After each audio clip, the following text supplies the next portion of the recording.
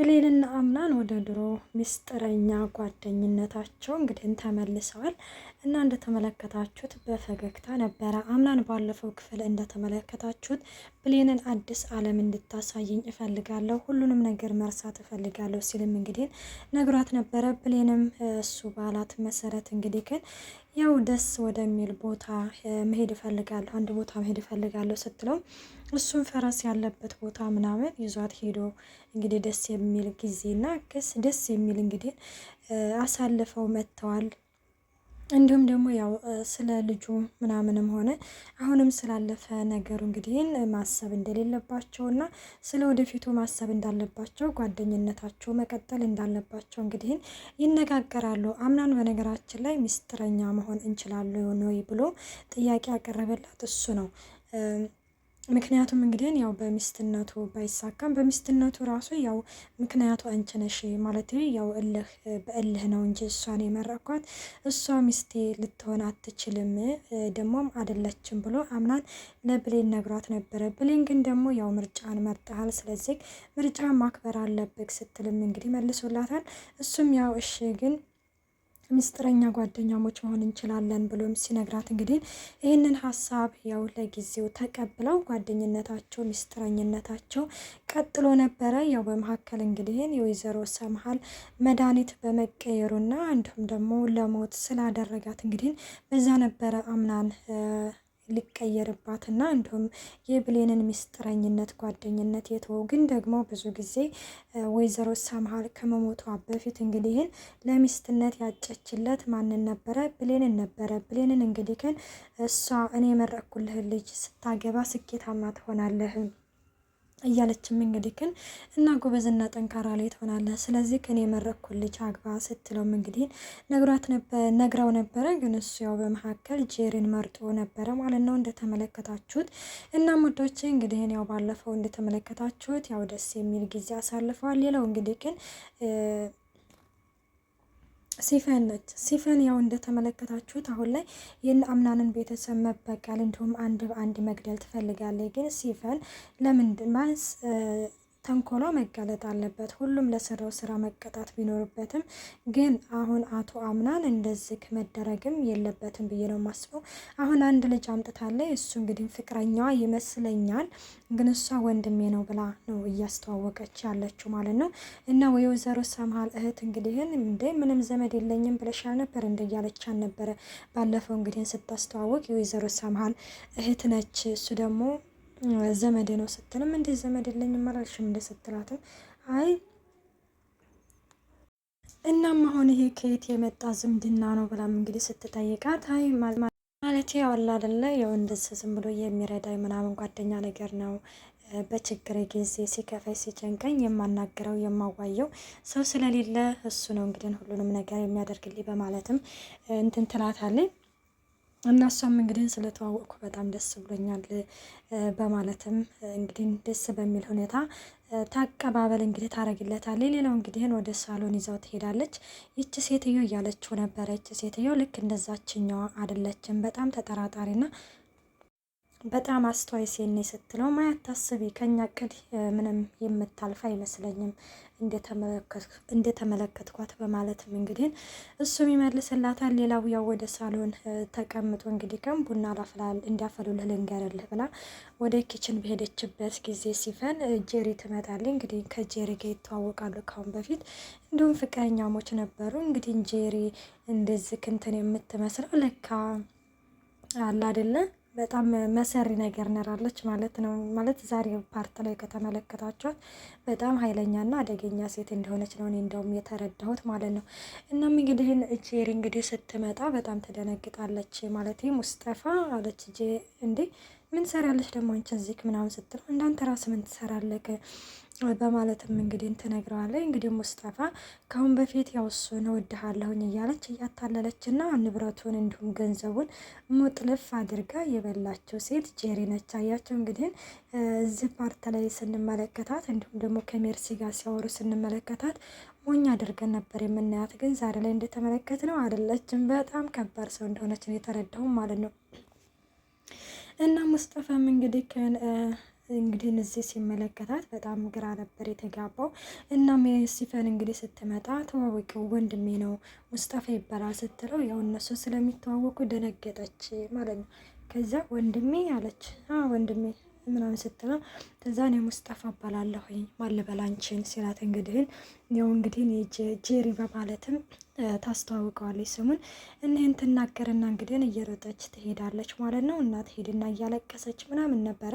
እና ሌላው ብሌንና አምናን ናቸው። ብሌንና አምናን እንግዲህ ግን ያው ባለፈው እንደተመለከታችሁት ሄደው ደስ የሚል ጊዜ አሳልፈው ወደ ቤት ተመልሰው መጥተዋል። እና ሲመጡም እንግዲህ ግን ያው ብሌን ምንድን ነው ያለችው?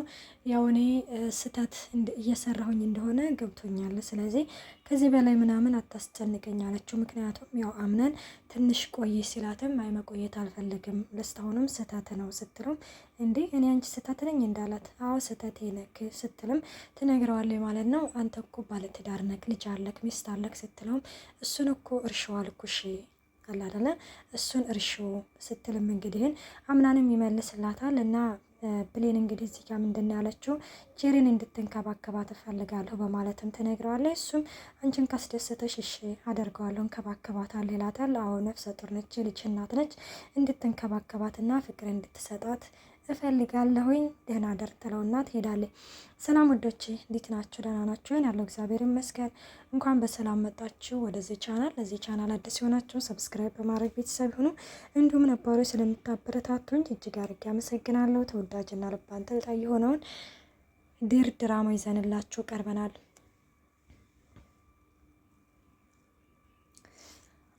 እና ብሌንና አምናን በሚያወሩበት ጊዜ ሙስጠፋ ከኋላ ተቀምጦ ነበረ፣ መናፈሻ ማለት ነው። እናቱ አምናን ብሎ ሲጠራውም እንግዲህ አምናንም ወደ ኋላ ዞር ይልና ይመለከተዋል። አቤት ማንህ ደግሞ አንተ ምናምን ሲለውም እኔ የወይዘሮ ሲፈን እንግዳ ነኝ በማለትም ይመልስለታል።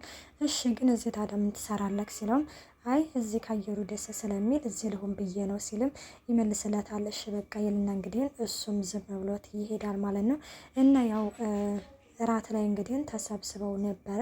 እና በተሰበሰቡበት ጊዜ እንግዲህ ወይዘሮ ሜርሲ የለችም እና አክስቴ ኬዳ ነው በማለትም ጥያቄ ሲያነሳ እኔ እንጃ ብደውልላትም አታነሳም ስትልም የወይዘሮ ሰምሃል እህት ትመልሳለች። እና በዚህ ጊዜ እንግዲህ ሲፈን አንድ ጥያቄ ልጠይቃችሁ ነበረ ማለት እዚህ ቤት በሚስትነት በመጣ ሚስትነቱ እንትን አልተባለም ማለት አልተሳካም።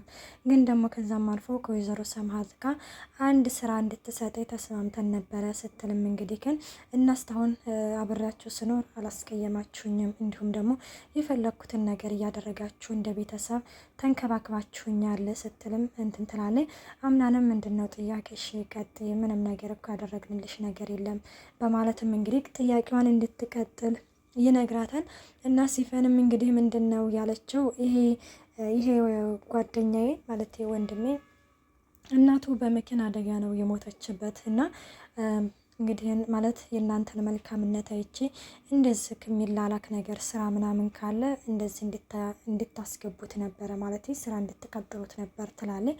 እና አምናንም እንግዲህ ግን በጣም አዝናለሁኝ፣ ምንም ቢሆንም የኔና ያንተ ሀዘን አንድ አይነት ይሆናል፣ የፈለግከውን ነገር መጠየቅ ትችላለህ፣ በፈለግከው ነገር አለሁኝ ከጎንህ ነኝ ሲልም እንግዲህ አምናንም እርዳታውን ዘርግቶለታል። እና ሲፈን አሁን ላይ እንግዲህ ያው እንደዚህ እያደረገች ያለችው ለመጠቀም ነው እንጂ ያው ልጁ እናቱ በመኪና አደጋ እንዳልሞተች እና ምንም ሀዘን እንደሌለበት ልጁ ያው ግልጽ ነው። ግን ይሄ የወይዘሮ የሲፈን ማለት ነው። የሲፈን እንግዲህ ከን ወጥመድ ነው። ወጥመዷን እንግዲህ አሁን ላይ አንድ ብላ እየዘረጋች ነው።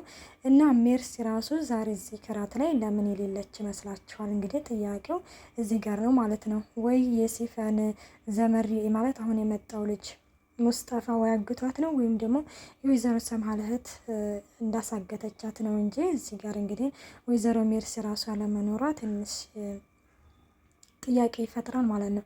እናም እንደዛ ስትለው እንግዲህ አምናንም ምንም ችግር የለውም በማለትም እንግዲህ ግን እንትን ብሏታል ማለት ነው።